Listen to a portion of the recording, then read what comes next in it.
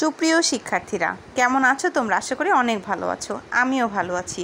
আজকে নিয়ে হাজির হয়ে গেলাম আমার বাংলা বই পঞ্চম শ্রেণী। চলো আজকে আমরা একটা পাঠ পরিচিতি পড়ে নেই। তার আগে কবিতা পরিচিতিটা পড়ব। সুকুমার বড়ুয়া বাংলাদেশের একজন প্রখ্যাত ছড়াকার। তিনি 1938 সালের 5ই জানুয়ারি চট্টগ্রামের রাউজান থানার বিনাজুরি যে গ্রামে জন্মগ্রহণ করেন। তার রচিত কয়েকটি গ্রন্থ পাগলা ঘোড়া, ভিজে বেড়াল, চন্দনা, রঞ্জনার ছড়া, এলোপাতাড়ি, নানা রঙের দিন, চিচিংফাক প্রভৃতি তিনি শিশু সাহিত্যে বাংলা একাডেমি পুরস্কার লাভ করেছেন। বলো তো দেখি সুকুমার বড়ুয়া কোন কবিতা রচনা করেছেন? আমরা এখন পড়ব শব্দ দূষণ। তো শব্দ দূষণ কবিতাটি লিখেছেন সুকুমার বড়ুয়া। গরু ডাকে, হাঁস ডাকে, ডাকে কবুতর, গাছে ডাকে শত পাখি সারাদিন ভর। মোরগের ডাক শুনি প্রতিদিন ভোরে, নিশিরাতে কুকুরের দল ডাকে জোরে। দোয়েল চড়ুই মিলে কিচির মিচির, গান শুনি ঘুঘু আর টুনটুনির। শহরের পাতিকাক ডাকে ঝাঁকে ঝাঁকে, ঘুম দেয়া মুশকিল হর্নের হাঁকে। সিডি চলে, টিভি চলে, বাজে টেলিফোন, দরজায় বেল বাজে, কান পেতে শোন। গলিপথে ফেরিওয়ালা হাঁকে আর হাঁটে, ছোটদের হইচই স্কুল মাঠে। পল্লী সেই সুরে ভরে যায় মন, শহুরে জীবন জ্বালা শব্দ দূষণ। কবিতা তোমাদের কেমন লাগে অবশ্যই কমেন্ট করে জানাবে। আর আমার চ্যানেলে যারা এখনও সাবস্ক্রাইব করোনি তারা অবশ্যই সাবস্ক্রাইব করে কিন্তু পাশে থাকবে। তো শুধুমাত্র আজকে কবিতাটা আবৃত্তি নয়, সাথে কিন্তু দেখাবো অনুশীলনের সমস্ত কিছু। সো আমার সঙ্গে থাকবে। আর অবশ্যই ভিডিও ভালো লাগলে লাইক কমেন্ট করে জানাবে। শব্দ এবং অর্থগুলো আমরা পাঠ থেকে খুঁজে বের করি। নিশিরাত, মাঝরাত বা গভীর রাত। কিচিরমিচির, পাখির ডাকাডাকির আওয়াজ। ফেরিওয়ালা, অর্থ রাস্তায় বা বাড়িতে বাড়িতে ঘুরে যারা জিনিসপত্র বিক্রি করেন।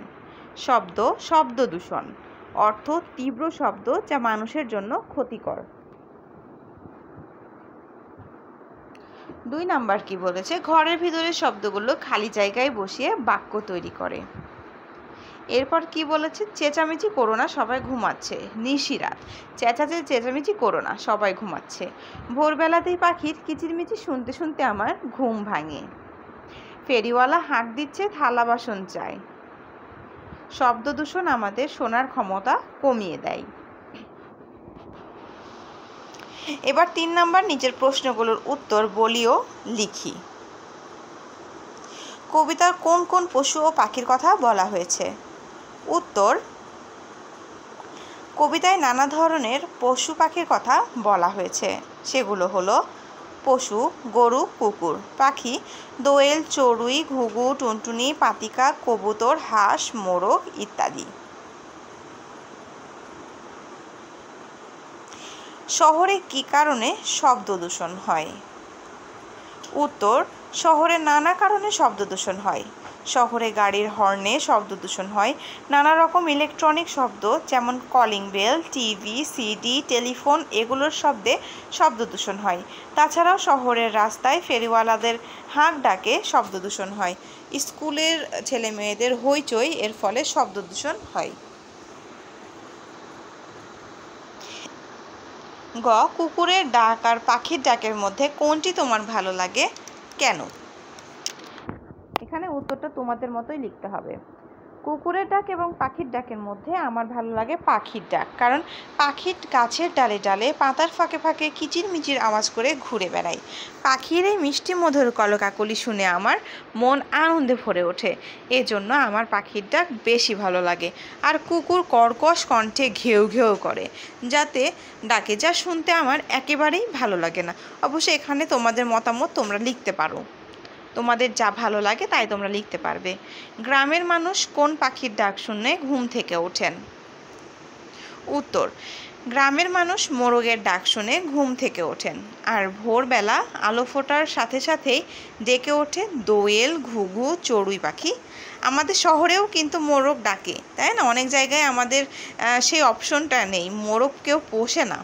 শহুরে জীবনের সাথে গ্রামের জীবনের তুলনা করি ও লিখি। শহুরে জীবন, পরিবেশ, শহরে গাছপালা কম, গ্রামে গাছপালা বেশি। শব্দ, শহরে প্রচুর শব্দ দূষণ হয়, গ্রামে শব্দ দূষণ হয় না বললে ভুল, কম হয়। রাস্তাঘাট, শহরের রাস্তাঘাটে যানজট থাকে, গ্রামের রাস্তায় কোনো যানজট থাকে না। জীবনযাত্রা, শহরের জীবনযাত্রা যান্ত্রিক, গ্রামের জীবনযাত্রা সহজ সরল। হাট বাজার, শহরে হাট বাজার বেশি, গ্রামে হাট বাজার কম।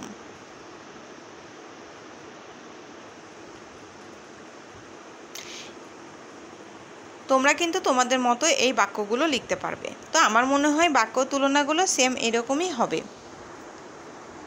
কথাগুলো বুঝে নিই। পল্লীর সেই সুরে ভরে যায় মন, শহুরে জীবন জ্বালা শব্দ দূষণ। শহরে শান্তিতে বসবাস করা মুশকিল, কারণ হাজার রকমের শব্দ কান ঝালাপালা করে দেয়। গ্রামে শব্দ অনেক কম, তার ফলে মনের শান্তি বজায় থাকে। এটা হচ্ছে এই কথার অর্থ। যদি তোমাদের প্রশ্নে থাকে কথাটি বিশ্লেষণ করো, তাহলে কিন্তু তোমরা এটুকু উত্তর লিখতে পারো।